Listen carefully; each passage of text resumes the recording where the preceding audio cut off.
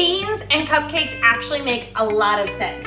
The protein, the moisture, it's gonna help the structure, it's gonna keep them moist. It's gonna be delicious, trust me. We're just gonna basically put everything into a blender. Eggs. This is the amount of eggs and oil that the recipe calls for. Oil. We're gonna add in a can of white beans. These are cannellini beans, but any white bean will do.